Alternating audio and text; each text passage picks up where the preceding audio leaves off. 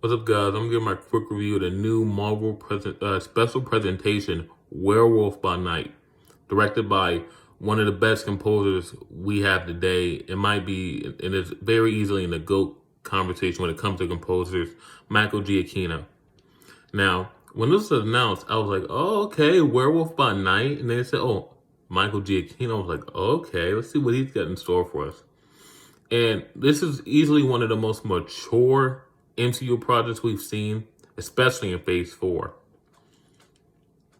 And it does have the MCU flair to it. And in this movie, like Michael Giacchino said, is a love letter to the old monster horror movies we used to have back in the day. And for what it's trying to be, it is very good. It's really good. It's short, 50 minutes. The character is Jack Russell, Osa Bloodstone. I hope I'm saying this one right. Borusa. Well, I hope I said that right. It was good. All the characters are good. I like the black and white presentation. And I really hope they continue to do these special presentations down the line instead of doing 6-episode events. Like something like Agatha, that doesn't need to be a fucking show. I think they're going to make it a show, but it really doesn't need to be one. And I think what they're trying to do, it might not be able to be a presentation. I think it's too big to be a presentation, but it really shouldn't be a fucking show.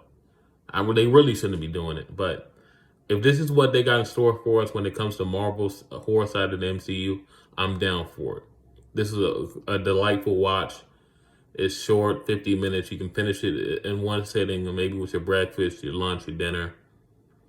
A clean 8 out of 10. It does have some of the like MCU jokey jokes in it, but you know, like it feels like an MCU project, but it does feel like it's trying to be different than the usual MCU fare.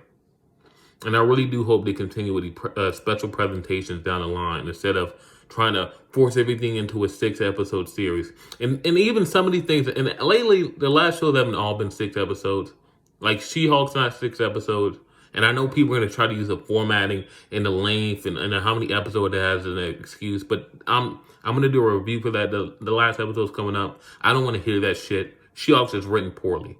It has a couple okay episodes, but overall it's written very poorly. And it has nothing to do with the runtime or how many episodes it has. Look at a show like Barry. Barry has less episodes than She-Hulk per season. And it's fucking amazing. And it deals with multiple characters per episode. And it makes you care about all those characters. There's no fucking excuse for this. It's just written poorly.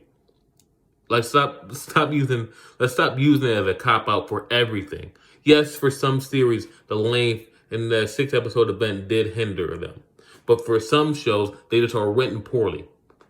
Miss Marvel. Really, you could have made Miss Marvel a movie. But as we know, with its viewership, it probably would have flopped. And if they did the exact same thing they did in a series as a movie, no one would have cared. There was nothing compelling going on there, story-wise. The Miss Marvel, the first 3 episodes were good. They had high style. The last 3 episodes were shit. And I don't know if they were shit because they just didn't have enough episodes or because they were shit because they did have enough episodes, but it was written poorly and directed poorly. Like this length thing is becoming a real big cop-out. So maybe just poor writing or poor direction. And the special presentation might be able to fix that. And so we'll know, do these people have the talent or was it really the length? Like, were there really the time constraints that were, like, holding them back? So that's why I'm really looking forward to more of these special presentations like Werewolf by Night. Short, sweet, to the point, and get you really excited for the horror side of the MCU. So, yeah. I'm going to go more into this, like, length versus talent thing in the She-Hulk review because I really don't like that excuse being thrown around for She-Hulk, especially after that great episode 8 we just had with Daredevil. Like, that episode with Daredevil, that's what I thought we were going to get every episode in She-Hulk. But it's not. So, Werewolf by Night, this is what I'm looking for with these special presentations. This is what I'm looking for from Disney Plus Marvel side. This is what I'm looking for right here. Short, sweet, to the point, delightful watch. 8 out of 10. Peace.